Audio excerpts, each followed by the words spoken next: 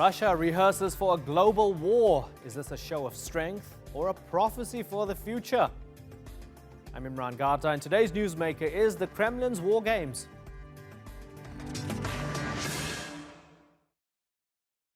What the Russians call Vostok 2018 reportedly involves 300,000 troops and tens of thousands of planes, tanks, ships, and armored vehicles. And while there's a dispute over whether those numbers are accurate, such a display of military might hasn't been seen since the days of the Soviet Union. But the numbers don't tell the whole story. Vostok means east, and the vast area in Siberia where the war games are taking place this week appears to boast just how far Russia's firepower can reach. It also highlights the Kremlin's allies. For the first time, China is taking part in the drills. And Turkey, a member of NATO, has also deployed military observers. So, is this the way Russia sends a message to the US and Europe? Or is Moscow preparing for something much, much bigger? Shoaib Hassan reports.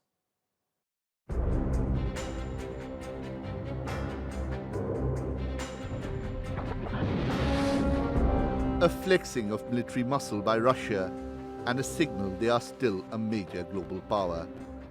These are the biggest military exercises Moscow has put together since the formation of the Russian Federation and the fall of the Soviet Union. It's all happening under the direction of President Vladimir Putin. Codenamed Vostok or East 2018, the exercises are taking place in Siberia's Trans-Baikal area. The forces deployed by Moscow at Vostok are twice the size of the British military. According to the Russian military, they include 300,000 soldiers, 36,000 tanks and armored vehicles, 80 ships and 1,000 aircraft. China has also sent 3,200 soldiers and 30 aircraft to participate. Beijing's clear that the collaboration is on an unprecedented scale. This is a strategic drill jointly carried out by elite forces led by Chinese strategic and tactical command bodies in association with Russian armed forces across the border. This exercise is the first joint operation by Chinese and Russian armed forces since both had their reforms. It will fully demonstrate their new looks and cooperation since the reforms. The Russian military says the drills are meant to ensure Russia can defend itself. I want to underline that the maneuvers are not directed against other countries and are in line with our military doctrine, which is defensive in character. NATO says it had been made aware of the size of the exercises in advance. A spokeswoman says the maneuvers fit in with what the alliance describes as a more assertive Russia, significantly increasing its defense budget and its military presence. NATO member Turkey has sent military observers to the exercises but turned down an offer for full participation. The exercise also marks a decade of international operations by Russian forces, Georgia being the first in 2008, and the intervention that turned the tide for Bashar al-Assad in Syria being the latest. Experts say the size of the exercises and the inclusion of China means that the main antagonist in the war games is the West. So, is Russia preparing for a global war? And what message does the collaboration with China send to the West? Shoaib Hassan, the Newsmakers. Well, joining me now from Moscow is political scientist and journalist Sergei Markov. In Washington, D.C. is Luke Coffey. He's a former special advisor to the UK Ministry of Defense. In Milan is Eleonora Tafuro Ambrosetti. She's a research fellow at the Italian Institute for International Political Studies. And with me here in the studio is TRT World's defense analyst Obey Shabandra. I thank you all for joining us on the Newsmakers. Sergei Markov, who is Russia's big enemy that it has to do such a massive drill like this? NATO is a Russian enemy, and it's absolutely clear.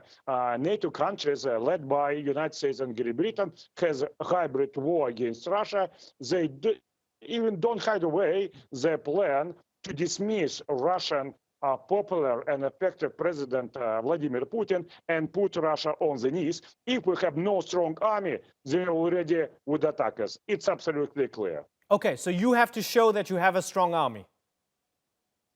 Absolutely, to defend ourselves exactly as Russia defend ourselves from Adolf Hitler and Napoleon Bonaparte. Well, hold on. So Napoleon Bonaparte and Adolf Hitler are used as comparisons or analogous to NATO right now. Is NATO like Adolf Hitler? NATO, it's not Adolf Hitler and not Napoleon Bonaparte from point of view that it's not emperors, they're not strong leaders, and they're not so such a criminal as Adolf Hitler. But also the difference between Napoleon Bonaparte and Adolf Hitler very big. Napoleon Bonaparte was great emperor, and Adolf Hitler was Nazi and criminal who kill a lot of people. But from Russian point of view, both of them have been aggressors against Russia. Okay. Say with NATO. Okay, so Eleonora. They prepared aggression against NATO. Okay, so let's bring in Russia. Eleonora. Basically, the Russians are defending themselves and they're preparing for all eventualities. And we're not just hearing it from Sergei Markov, we're hearing it from Putin's spokesman, we're hearing it from the chief of staff in the military. This is defensive, not aggressive. Do you buy that? Well, I think it's not only the military threats that Russia perceives as coming from NATO, and not only in its immediate neighborhood, but also in Syria. Russia wants to show off its military muscle against the US. But I think, if I may add to it like a little nuance, I think that with this exercise that heavily involves China, Russia also wants to show off with China, because we know that the partnership with China is a very asymmetric one. And Russia is, of course, a more security-oriented power, whereas China has a much stronger economic might. So this might also add a little nuance to it. China could also be the target of this showing off. That's interesting, because there's 3,200 Chinese troops as well. One way of looking at it is that the Chinese are actually the target. And that's fascinating. Luke Coffey, 300,000 soldiers, reportedly 36,000 tanks and so on. It's a big flexing of Russian muscle. Would they be freaking out in NATO headquarters, in the Pentagon and elsewhere? Not at all. Russia is a big country with a big military, so it's not surprising that they would have a big military exercise. And I think we need to put this into a little context here. 300,000 troops does sound like a lot. History shows us the actual number will probably be a lot lower. The Russian Ministry of Defense has a habit of inflating these numbers. But 300,000 for a 5-day training exercise once every 40 years or so, which was the last time that they did an exercise this large, really isn't that big of a deal. For example, the U.S., during the height of the wars in Afghanistan and Iraq, had over 200,000 troops in active combat operations thousands of miles away from the United States for years at a time, not days. So I understand the media sensationalism behind these images and these stories of 300,000 Russian troops exercising. But for a country like Russia, this really isn't anything extraordinary. Ubay Shabander, is this psychological warfare? A lot of it is a show to project this image that Vladimir Putin wants to send to the West of a resurgent Russia, of a country with a military power that can act as a peer and as a competitor to NATO. Now, the word Vostok in Russian means east, but the audience very much for this military show of firepower is the West, the Western countries. Let's not forget that Russia's military just a decade ago was in shambles and was recovering from the collapse of the Soviet Union and from the wars in Chechnya. It's been able to exponentially advance its military hardware, and the Russians have been investing a significant amount of funds into developing next-generation warfare, next-generation missile systems, and weapon systems to include command and control. But what Russia has really been able to perfect in many ways has been hybrid warfare, not this massive type of conventional military capabilities to launch a war on a continent. What Russia's been able to do in Crimea and Syria really has been the most effectively hybrid warfare, using contractors, using other means that NATO is still very much behind. But so far what we're seeing in Vostok is very much a very powerful message to the West that Russia, a resurgent Russian military, is there, although it may be a lot more smoke than actual substance. Sergei Markov, more smoke than substance. You're projecting strength, but you're not that strong, are you? Yeah, again, I should remember it's exactly was ideological slogans of Napoleon Bonaparte and Adolf Hitler. They're back. Both of them told many times, "Oh, Russia is a weak giant. Just touch it, and this giant have been broken." It was a mistake for Napoleon Bonaparte. It was a mistake for Adolf Hitler. It's a mistake for the NATO. I want to stress another thing. We're absolutely sure that this NATO-led coalition led by United States and Great Britain want to impose imperial global hegemony. And of course, Russia with its independence and freedom is problem for them, and they will attack us.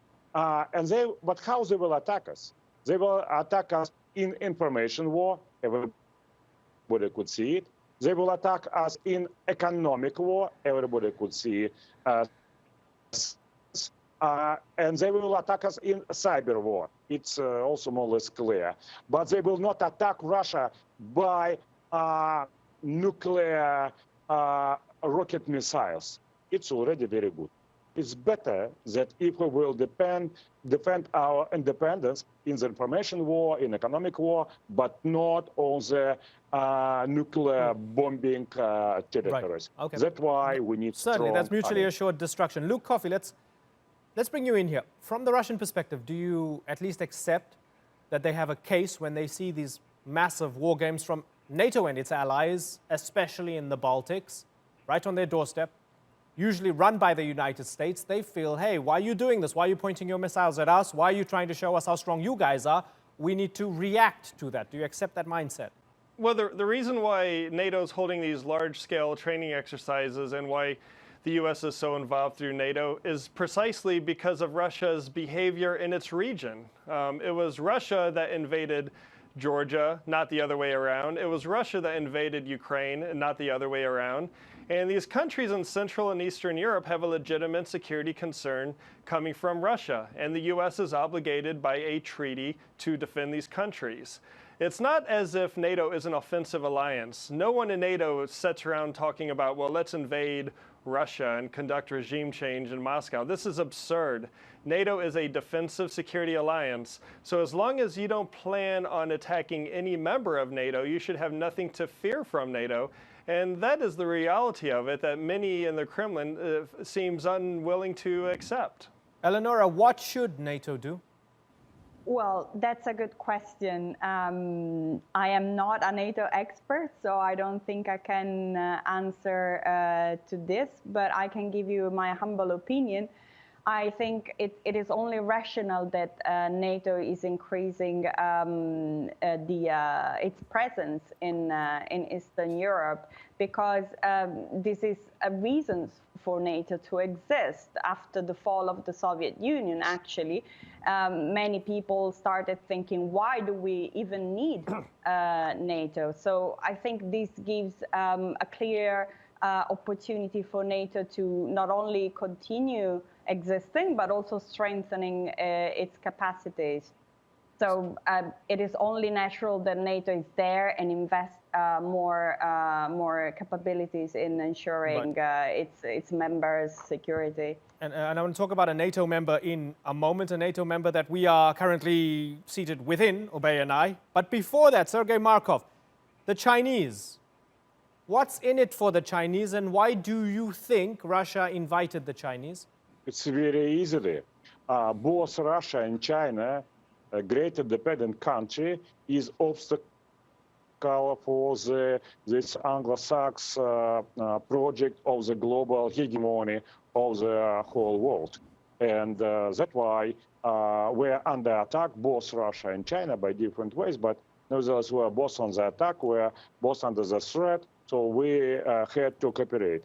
Same time, China has a history, a very long history of having no allies. For them, very difficult to recognize anybody as ally, because China, too big civilization, too big country. And that's why it's very small steps towards such allies. alliance between Russia and China. But in fact, we're in the similar situation. We are under attack. Help me understand this, Ubay Shabander. We have the Chinese and the Russians. Of course, the Russians to a massive extent dominating this. This is their drill. It's their show. It's their party. The Mongolians were invited as well. They're there. A small contribution. A bridge between Russia and China, I guess. And then you have the Chinese. They invited Turkey, as far as we understand. Turkey politely said no, but sent observers. What's going on there? Unpack that for me, because Turkey is a NATO member. Well, there are two really interesting points here. One, the Chinese involvement. Now, this massive military exercise is happening 3,000 kilometers east of Moscow in the vast eastern part of Russia. It's very sparsely populated, and it's been an area of historical competition between China and Russia. During the Soviet era, the United States was able to very shrewdly triangulate and pull China away from the Soviet Union, even though technically they were both communist countries. The Chinese and the Russians even had the Soviet Union at the time in the 1970s, even had a brief shooting war in an area that was very rich in minerals in eastern part of Russia. Now there's a mutual, not alliance, but a convenient partnership given the competition that China is facing with the United States and given the adversarial relationship that Russia faces also with the United States. But let's not forget there are a lot of Russian nationalists that are still very much wary of dealing with the Chinese and believe the Chinese still have their eyes on the mineral-rich part of eastern Russia. Turkey, let's not forget, Turkey is a very important NATO ally, and we talk about Eastern Russia, Eastern Europe, but another front line, a point of friction between NATO and Russia is in Syria, where Turkey has a significant amount of presence, to include military observation posts in the northwest province of Idlib, just a few kilometers away from the Russians, an area where we could potentially see a renewed round of fighting between the rebels, some of whom are supported by Russia, and the Assad regime, whom supported by Turkey, and the Assad regime, who is supported by Russia. So another very important point of friction in Syria between NATO and Russia. Luke Coffey, you're not that worried about this massive exercise, Vostok 2018, but would you concede that if Turkey had to say yes and went along and was a part of this drill, that would be the end of NATO, wouldn't it? Well, I wouldn't go that far. It would certainly be uncomfortable for NATO, and it would probably cause a ripple. But I would hardly say it would be the end of a security alliance that has been around since 1949, an alliance that's had many ups and downs over the years, but one that has always been able to come out in the end together and stronger as a result. I think Turkey declining the invitation from Russia to participate was merely a continuation of the trilateral meeting we saw in Tehran, where we saw the position of President Erdogan in complete contrast to the positions held by Presidents Rouhani and Putin. And this in itself showed a continuation of animosities, of competition, of conflict between these three countries that goes back for centuries. So no, if Turkey would have decided to join this exercise in whatever capacity, it wouldn't have been the end of NATO.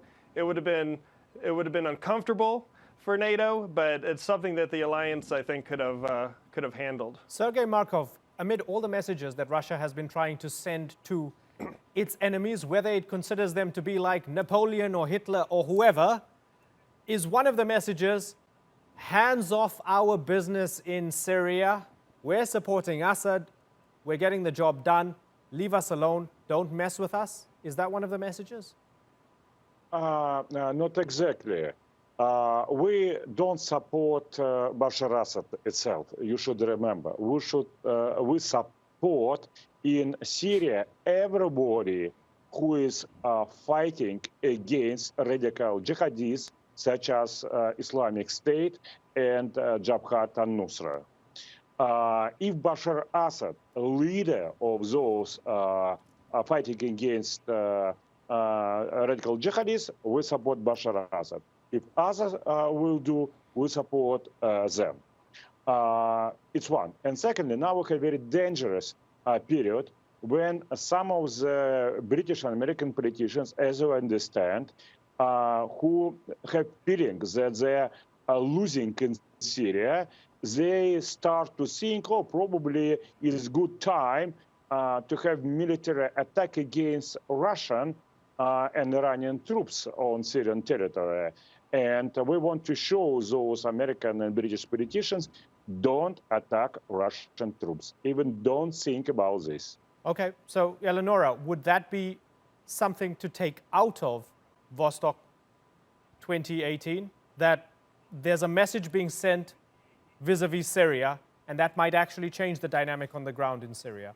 I'm not sure whether it might change the dynamics on the ground, but I do think that the current frictions in Syria, they have an impact. And of course, this is all part of this message that that Russia wants to send mainly to the US. But the message, I think, it's not only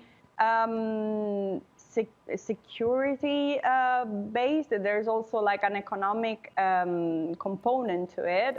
Please don't forget that the military exercise is being held at the same time of the Eastern Economic Forum in Vladivostok, right, in which China has also a great role. China and Russia struck a great deal. Alibaba is opening up a Russian branch of AliExpress. This is a massive.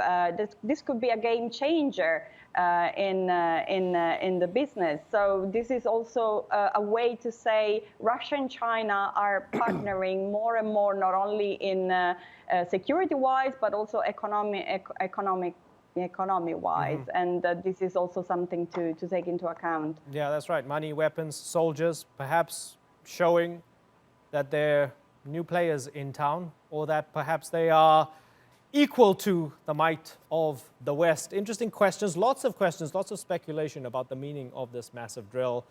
We'll be watching it closely and the aftermath. For the moment, I have to move on. So I'm going to thank you all, Obey Shabander, Sergei Markov, Luke Coffey, and Eleonora Tafura-Ambrosetti. Thanks for joining us on the Newsmakers.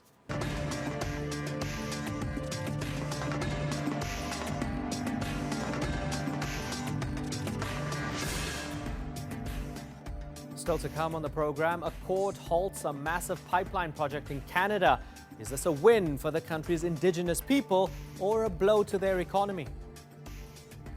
And we speak to a founding father of Silicon Valley who argues that you should cancel all your social media accounts.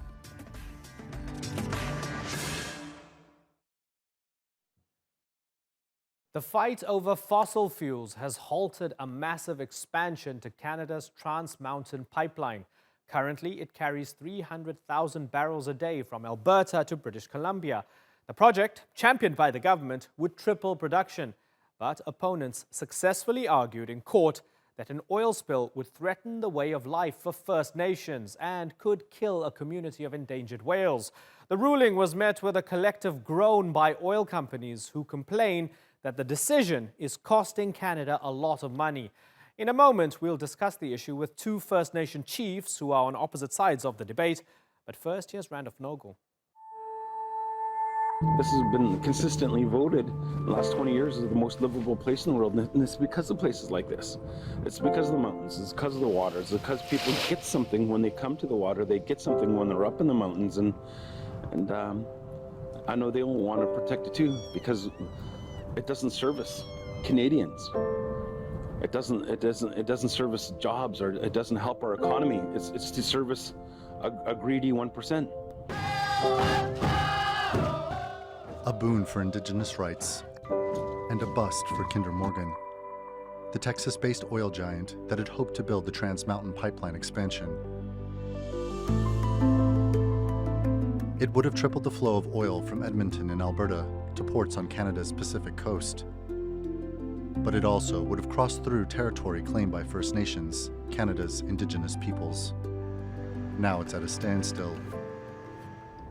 The $4.5 billion project was hampered from its outset in 2012 by regulatory burdens.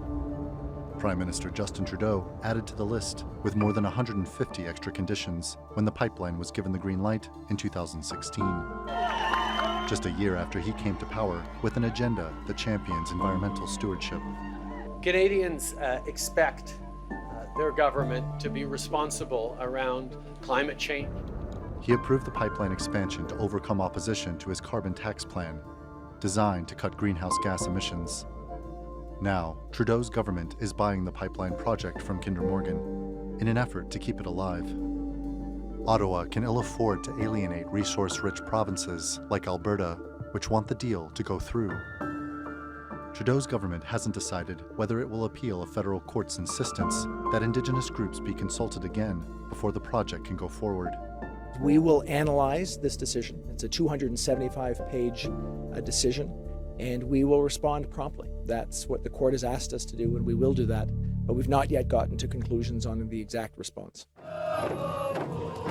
6 First Nations lodged complaints they hadn't been sufficiently consulted. The pipeline will cross lands they lay claim to, and they have concerns about its environmental impact. The court's decision is in line with the UN's Declaration on the Rights of Indigenous Peoples. It says First Nations should be afforded the right to veto any proposed activity on their traditional lands. Trudeau's government is somewhat ironically trying to enshrine the UN Declaration in Canadian law, but at the same time trying to save a project that would provide thousands of jobs to Canada's already ailing energy sector.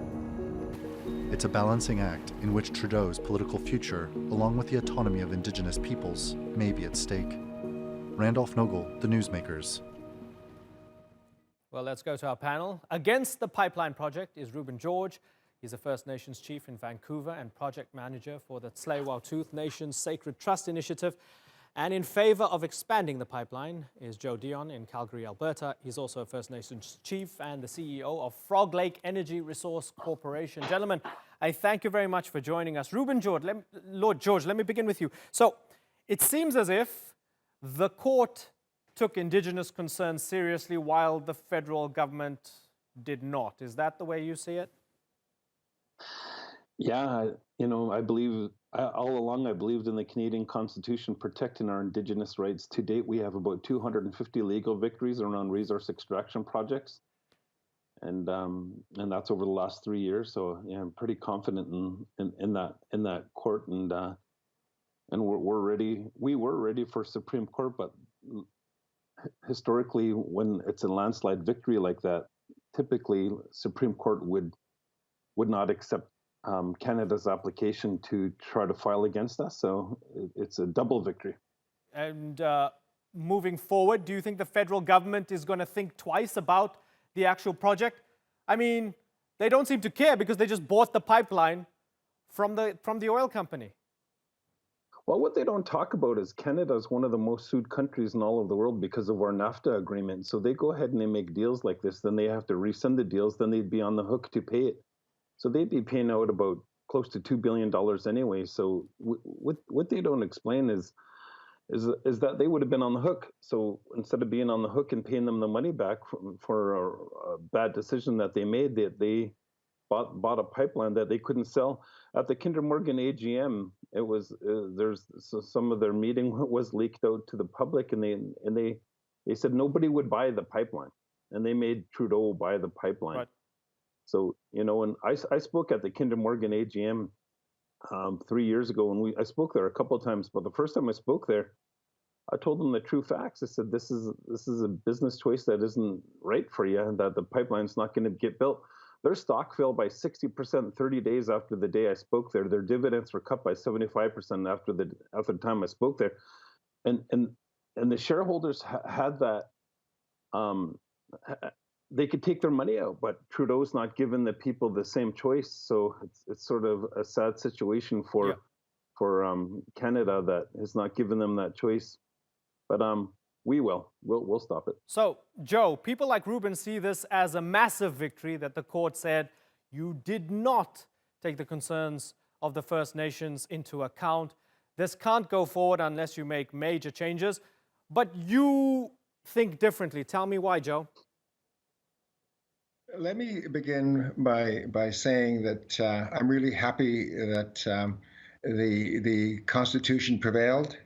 I was very much involved in the constitutional repatriation, and I was ahead of the lobby for the national organization at the time, the NIB, now AFN, where we got the prime minister and the premiers, and this is Prime Minister Trudeau himself, the father of the current prime minister, inserted Section 35(1) in the Constitution, which is the very section that's been used by First Nations across this land.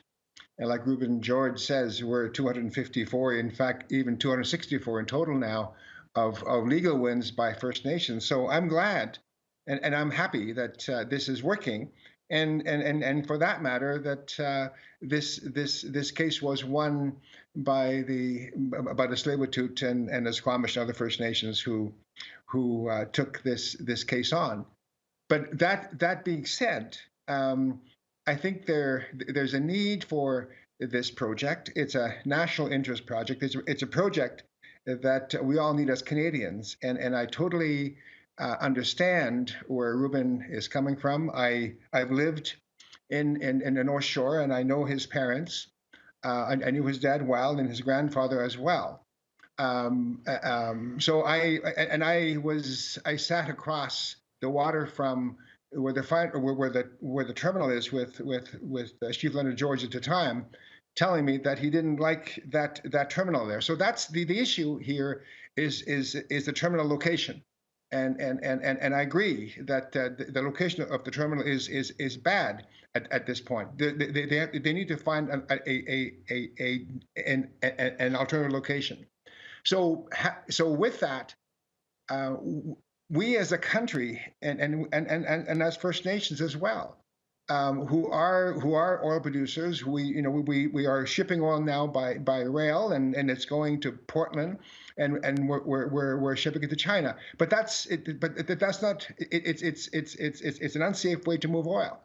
So I am hoping that we as First Nations here can be a part of the solution, that we can own this pipeline is what we're seeking at this point in time. That and then we can work with First Nations like the Tsleil-Waututh and Squamish solve this problem, because I think that's what needs to be done. So, Ruben, jobs, economic growth, especially for the First Nations, if you get involved, if you're at the table, if you get to drive this process, wouldn't it be better than sitting back and it not happening at all and not having that economic bonanza? I've been confident all along it's not going to happen. We did multiple studies. If you want to create jobs, there's going to be more stable jobs in a super Walmart than there is going to be in the pipeline. And the economics of it, you look at sacredtrust.com. We did so many studies. We did a 1,200-page assessment of the Kinder Morgan pipeline, explaining why it's not a good project. And we did additional studies. We did an economic study, an 80-page study that you could find on Sacred Trust, showing that it's not good for Tsleil-Waututh, it's not good for Canada, it's not good for the best interest of Canada. Harper did a study with his federal government about 4 years ago when he was in office, and they explained that they'll be obsolete in 10 years. It's a bad investment, just like the shareholders of Kinder Morgan pulled their money out. We did additional studies, 80-page studies, saying the likeliness of a spill is 87%. We did a study Ruben, that you could only clean up 20%. And you are listing, a bunch of really strong counterpoints here to show that there's been huge skepticism from your end throughout, right? Now, the court hasn't said this thing is gone forever. It's basically told the federal government, given the federal government has bought it from Kinder Morgan now, so let's park them off. They're not a player here anymore. Let's look at the federal government. The court has essentially said, Ruben, come up with a better plan, and then we'll look at it. Is there any plan that you would accept? Is there any way this pipeline can go ahead, and any sort of scenario that you would accept where it is both kind to your needs, your environmental needs, and the fact that there'll still be an oil pipeline that will exist in some capacity? Ruben? I just explained that it doesn't make economic sense. I just explained it's a huge risk that we won't take. We worked with world-renowned scientists. We work with world-renowned economists. But there's one pipeline I'd like, a geothermal pipeline. Mm-hmm. Okay. Alternative energy. Joe Dixon, it's not going to happen, according to Ruben, according to very many people who have protested against this pipeline for years. They have the wind in their sails for the moment, even though Justin Trudeau and others have found it frustrating. They want to go ahead with it. Have you accepted, Joe, that you've lost? You know, I don't think it's a loss. I think it's a situation where we need to compromise as First Nations, as owners of the lands in BC, for example. There's a huge amount of First Nations along the pipeline route who support this pipeline, and Mr. George is aware of that. And we like we said, we totally respect what Squamish and Tsleil-Waututh and other folks are saying. So we need to find some way to get this done, because as I said earlier, there's thousands of jobs being lost here because we've had a huge oil slowdown in Alberta. We're losing billions in Canada. We're losing billions in Alberta. So it's been the oil industry is a huge job creation business, and it'll be here for a while. So we need we need the world markets, we need the Asian markets to make this happen. The USA is eating our lunch right now. We're having a $20 or $30 price differential, because we're landlocked. So yeah, so there's a current. There's a current pipeline now, which is shipping 300,000 barrels a day. We think that, as I said earlier, we think Burnaby is the wrong place for the terminal. I think there's other places we can move it to, which would address the Orca issues that the courts have said is the reason this has to be revisited, and the First Nations accommodated. What do you want the federal government to say, Ruben? I want them to give up. You know what the breakdown is? The 35% tax would go to Alberta. 15% tax will go to Canada. Less than 2% would go to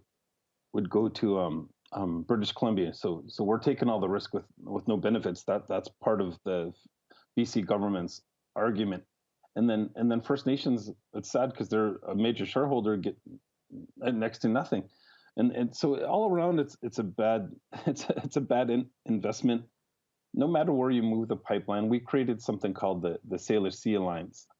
He mentioned that there used to be 54. That's a Kinder Morgan in Canada claimed war agreement, but 10 nations dropped out. So there's less than 44 nations now that are signed, but we have 180.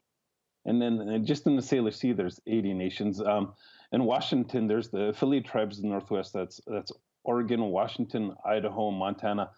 They all send an MOI to support the Tsleil-Waututh Nation and not having this here. Cascadia, we're working with nations in California, Oregon, and California, and Washington. Sorry, that are against this, and not just First Nations. I mean, political leaders from municipal, federal, and provincial governments that came up and got arrested, and over 220 people got arrested, like all walks of life people. It was overwhelming in support when we had this victory of the calls and of people that we had from not just in Cascadia, not just Canada, but all over the world. People understand Canada's the third worst polluter in all of the world, and it's because of the tar sands, and we have to move in a direction that fits. And we support business. To Tsleil-Waututh Nation, we're starting to grow success in business, and we have a referral system that's dealing with over 50 at any given moment, 50 referrals of people who want to build in our traditional territory that need to abide by our land codes and our policies and our laws, and we work really well with them. And Kinder Morgan in Canada didn't do that. They didn't take in consideration the environmental risks, the economic risks, and so that's why we sued them, and that's how we won, and we'll continue to win. Like I said, we're doing a health assessment as well right now, and we're also doing a air quality assessment. We're going to be more ready than we were before. We have more on board to win with the political support that we have, and I see Trudeau and Notley being really, really desperate and fighting for their political lives, but it's too late. Right. We told them that this would be issue, and we said we could do this the hard way or the easy way, and they chose the hard way. Now it's the hard way or the harder way. Right. And we have more on line to win than we ever have. Yeah. So Joe, you've been saying that First Nations need to compromise, but what we're hearing from Ruben is that they've crunched the numbers. they've looked deeply into this, and it's actually not that great for business anyway. And why not use the opportunity for renewables? Why not use the opportunity to be better? We as an energy company are already diversifying to other forms of energy, wind, solar, cogeneration. We're doing that now.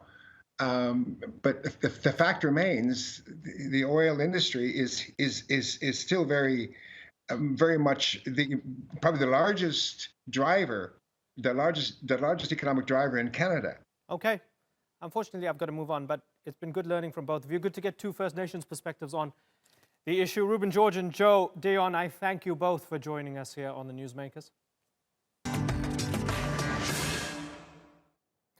Jaron Lanier is considered one of the fathers of virtual reality and a veteran of Silicon Valley. And he says social media and its algorithms are harming your health. In his book, 10 Arguments for Deleting Your Social Media Accounts Right Now, Lanier contends that sites like Facebook and Twitter are dopamine farms that are reprogramming how you think and feel. He says they're also causing political instability and are changing the global economy for the worse. Well, joining me now from Seattle, Washington is computer scientist, inventor of VR. He's even a classical composer, Jaron Lanier. Good to have you on the program, Jaron. Tell me why we should unplug. Tell me why we should delete our social media accounts. Well, there are 10 reasons, okay? One reason is that scientific studies have shown that even though it's hard to delete your accounts, when you do, you get happier. You get more productive, you have more time.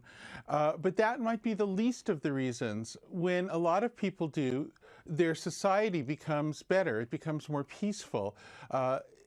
People believe in facts more instead of silly conspiracy theories. What's amazing is that just this one technology seems to have made every layer of life worse. But since we're all addicted to it, it's hard to see that. Right. And so, full disclosure, one of the great perks of my job is that I can read a book and then come and talk to my team and say, hey, I read this book, it's fantastic, we should get the author on. That's exactly what happened with your book. I read it about a month ago. While I was reading it, it was actually, I posted my last tweet about a month ago. And I said, guys, this could be my last tweet because the book was so compelling. Your arguments were so strong, right? So I haven't tweeted in a month. I haven't gone onto Facebook. I haven't gone into my Instagram. I've left them idle. I haven't deleted them yet, but I found it really compelling. Now, I might be a convert. I don't know. I'm sort of in this in-between phase. I will agree that I've read more in the past month. I've read loads of books, and I've found, for me personally, I found my concentration back. I've been able to concentrate a bit better, right?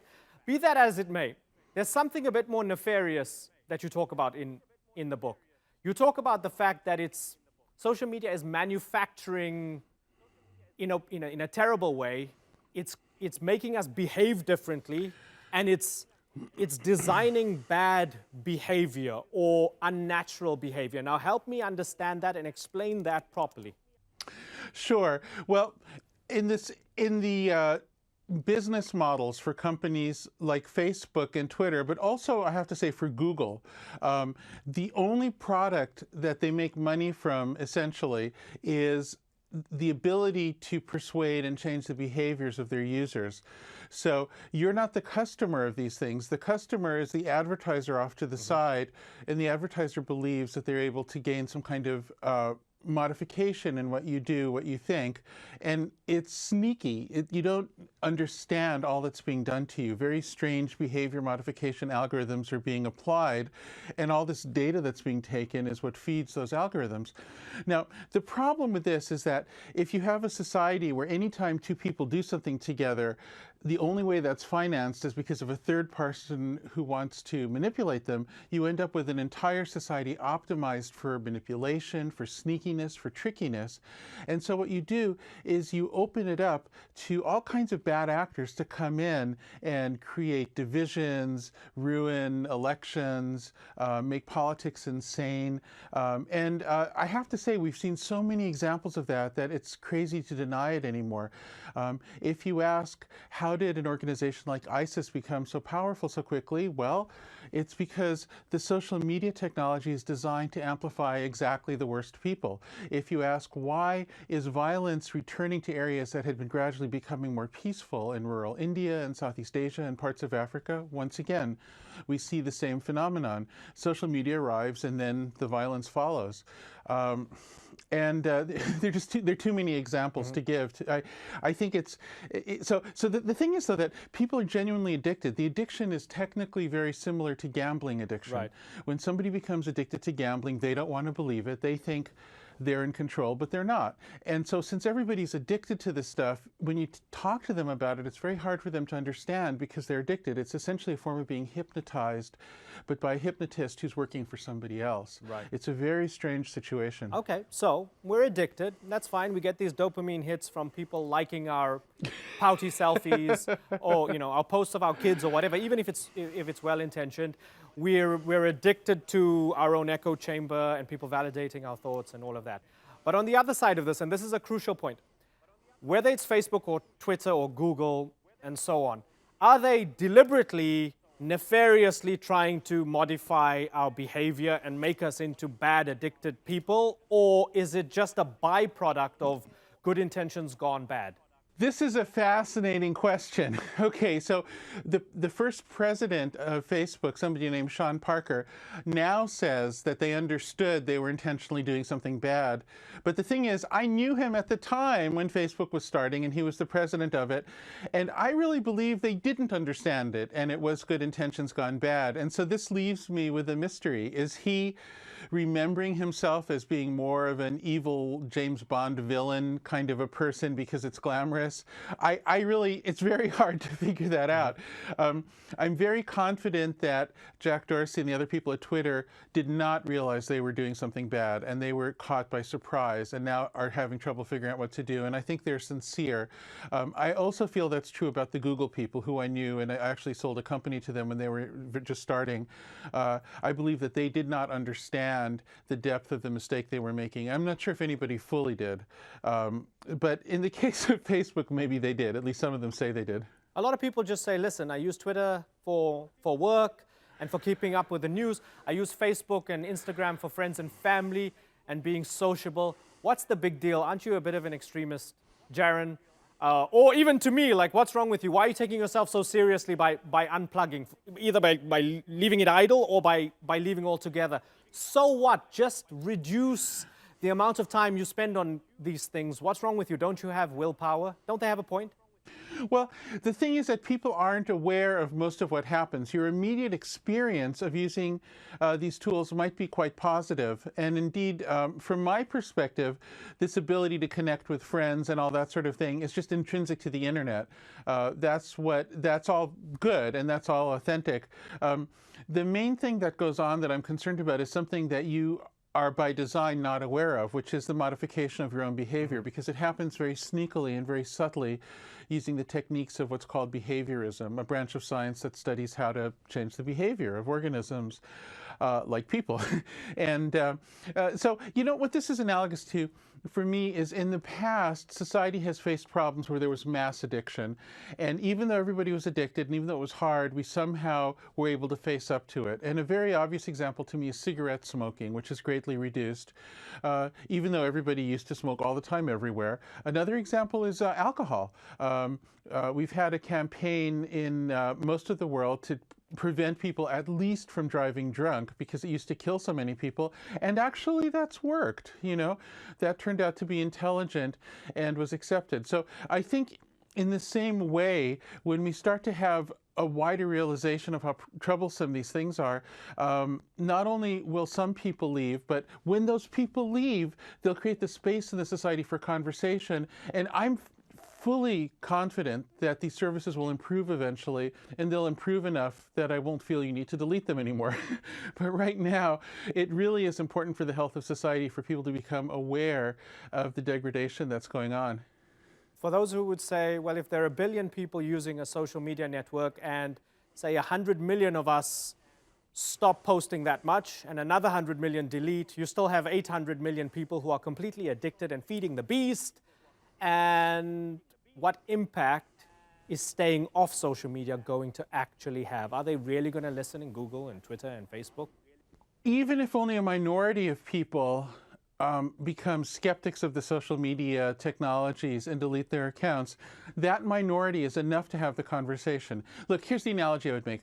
If absolutely every single person in a society is a drunk, it's going to be impossible to have a conversation about the problems of alcoholism, right? There needs to be there has to be somebody who's sober in order to even start that conversation.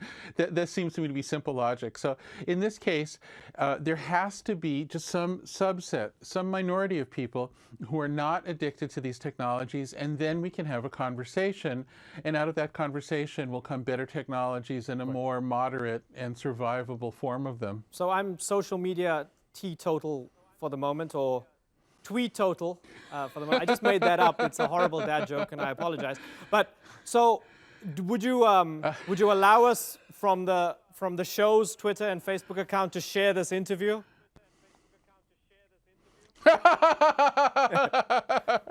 Well, look, I'll tell you one thing. I never tell anybody else what to do. In fact, in the book, I'm very clear, and I repeat it many times. I don't know you, and for an individual, it might be that keeping their social media accounts is the right idea or whatever. It's not my job to judge individuals, but it is your job to know yourself. It is your job to experience yourself without addiction. It is your job to make judgments. So I have to leave it to you. Okay, we're gonna share the interview. Jaron, it's been a pleasure talking to you.